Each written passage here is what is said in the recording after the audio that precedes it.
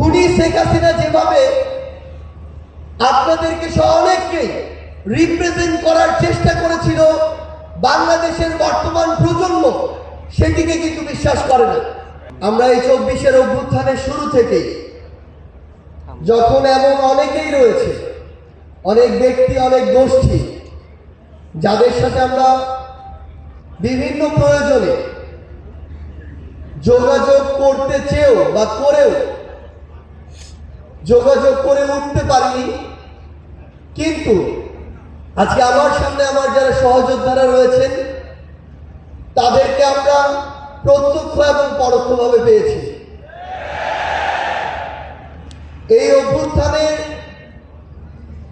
রাজপথে থাকা, পরামর্শ দেওয়া,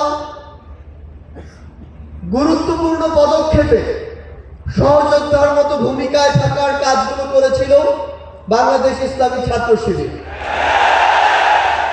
আমরা আমাদের জায়গা থেকে স্পষ্ট একটি জিনিস বলতে চাই যে কেউ কোনোদিন কোনো সত্যকে চাপিয়ে রাখতে পারে না। সত্য প্রকাশিত হওয়ার সময় শুধু অপেক্ষা। এই ফ্যাসিস্ট বিরোধী যে বিপ্লব, এই বিপ্লবে আমার সামনে উপস্থিত থাকা আমার সহযোদ্ধাদের বিপ্লবী সালাম। বিগত 16 বছরে খুনি শেখ হাসিনা যাকেই তার পটেনশিয়াল থ্রেট মনে করেছিল, তাকে যেভাবে পেরেছে নানা উপাধি দিয়ে, নানা তকমা দিয়ে ব্লেম গেম খেলা যেটি ছিল সেই খেলায় মেতে উঠেছিল। আমরা দেখেছি অনেক নিরপরাধ মানুষকে, অনেক নিরপরাধ আলেম ওলামাকে কিভাবে শুধুমাত্র তার পটেনশিয়াল থ্রেট মনে করার কারণে জেলখানা থেকে শুরু করে হামলা, মামলা, নির্যাতনের মাধ্যমে হত্যা করেছে। আমরা আমাদের জায়গা থেকে মনে করি যে বাংলাদেশ ইসলামী ছাত্র শিবির সহ বাংলাদেশের এমন অনেক গুরুত্বপূর্ণ ব্যক্তি ছিল, সংগঠন ছিল, যাদেরকে এই খুনি শেখ হাসিনা বাংলাদেশে, এই স্বাধীন দেশে বেঁচে থাকাটা তাদের জন্য দুঃসাধ্য করে রেখেছিল।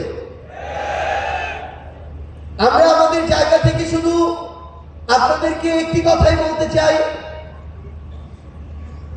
খুনি শেখ হাসিনা যেভাবে আপনাদেরকে অনেককে রিপ্রেজেন্ট করার চেষ্টা করেছিল, বাংলাদেশের বর্তমান প্রজন্ম সেটিকে কিন্তু বিশ্বাস করে না।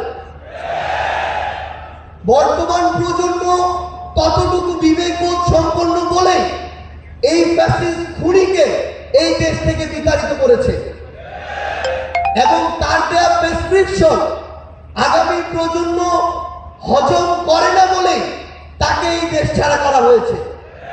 আমরা বিশ্বাস করি আপনারা আপনাদের কাজের মধ্য দিয়ে পুরো বাংলাদেশের মানুষের কাছে আপনাদের গ্রহণযোগ্যতা সর্বোচ্চ পর্যায়ে নিয়ে যাবেন এবং আমাদের সবকিছুর আগে, ব্যক্তির আগে, গোষ্ঠীর আগে, দলের আগে পুরো দেশের মানুষ এবং দেশের এই প্রায়োরিটি যেন আমাদের মাঝে থাকে।